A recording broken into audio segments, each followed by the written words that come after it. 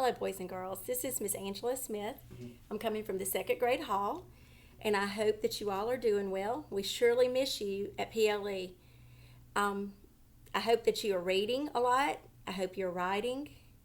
And I hope that you are enjoying this time with your family as well and getting a lot of exercise. Don't forget to do the Move to Learn videos and go noodle and enjoy some of the things that we enjoy in the class that maybe you can do from home. But today I want to have a quick review of something we studied earlier in the year in second grade. And this is a skill that builds. The second graders will see this skill again a lot in third grade as they get ready for the third grade reading gate. So I don't want them to forget, and I want to hopefully help the parents understand it just a little bit. So today we're going to look at our anchor chart behind us. This is called an anchor chart, and what I do in my classroom, the students that I have each year help me make this anchor chart where they will be able to use it in class to review with. So we're going to use the anchor chart that my class this year did a great job helping me make, so we can understand that there's more than one way to say central message. So I want you to look at the chart with me, and today we're going to talk about what is the central message of a story. And the central message of a story in easy terms is, what is the lesson that you're learning from the story? Now, I know all of us do things. Maybe we do something we shouldn't do at home, or maybe we break something, or maybe you don't tell the truth and your parents talk to you, or someone that you live with, an adult, tries to talk to you and teach you what you should learn from what you did, maybe learning from your mistakes. So central message is a lot like that. When you're reading a story, a lot of times you can learn things that you can use in life from that story, and we call that the central message.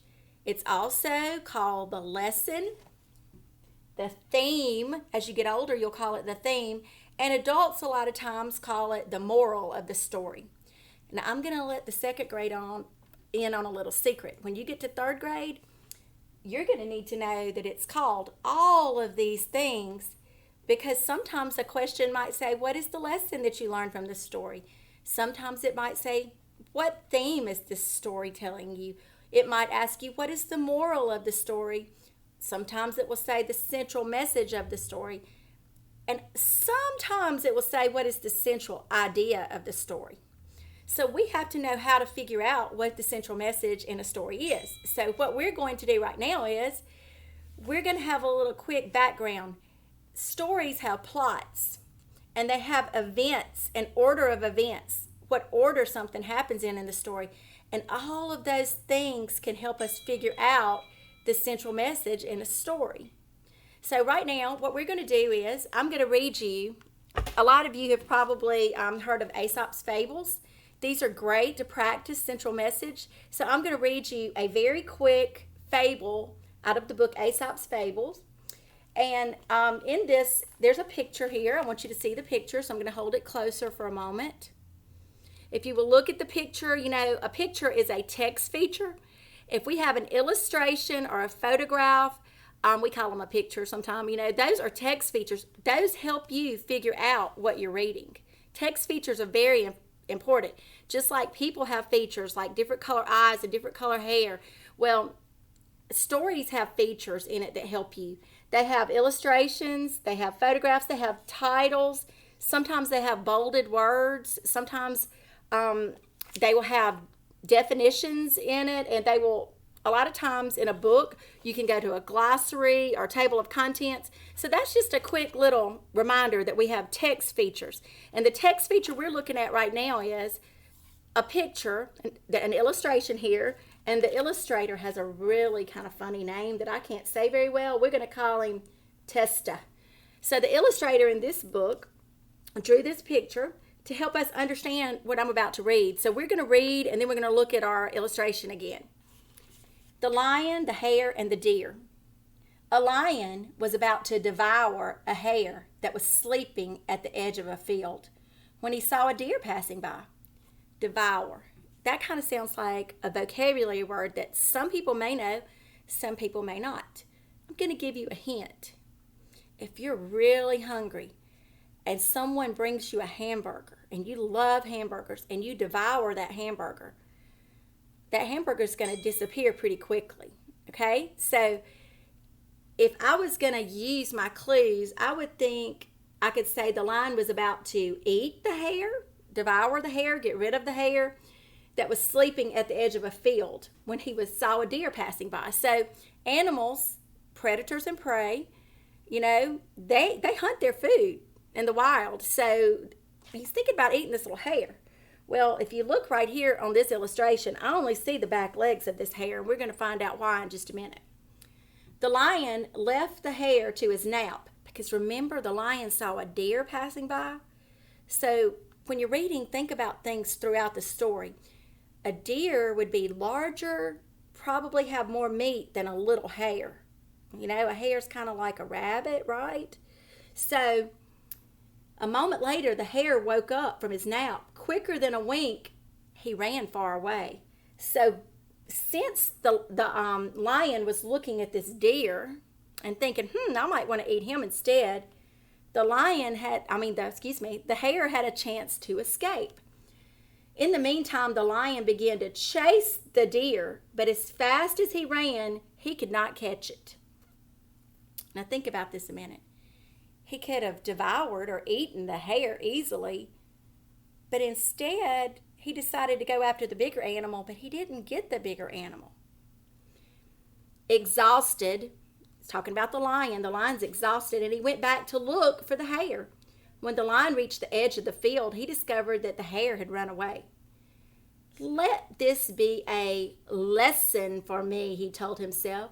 While trying to get something better, I lost what I already had within my grasp.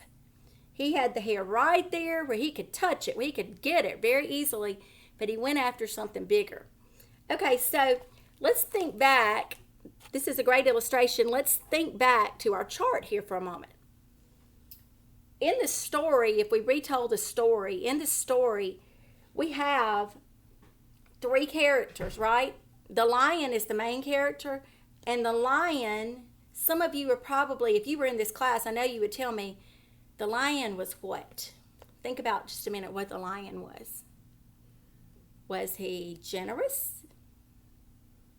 Was he smart? Or was he greedy? Those of you who said greedy, I think you're correct.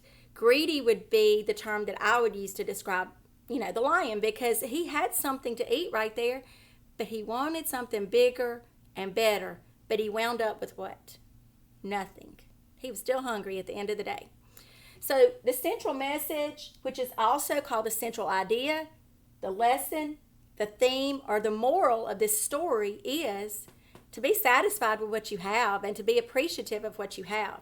And I know most of you are very appreciative and satisfied with what you have in life. So always don't take for granted what you have. And we need to learn lessons from stories we read. And reading is a great way to learn these lessons. It takes us into other people's imaginations. It takes us to these wonderful fables that we can learn from. And anytime you're reading a story, think and ask yourself, does this have a central message, which is a lesson that I can learn? And don't forget, the older you get, it will be called theme and moral. So my little bubble here, I like to do little cloud bubbles. What did you learn that you can use in your life? So think about our story here as we wrap up. Should you be like the lion and be greedy? I don't think you should. You should be satisfied with what you have. The hare even taught us a lesson. The hare was very smart to sneak away, wasn't he, when he had the chance? And then the deer had a power of running faster than the lion and got away from the lion. So the main thing that you need to remember is be satisfied and be appreciative for what you have. I really miss you at school. All of the teachers miss all of the students, and we wish we could be with you during this time. But I want you to read, and I want you, like I said earlier, to enjoy this time, to keep on doing your schoolwork, but also, get some physical activity in outside, enjoy the springtime, And I hope to see you really soon. Have a great day.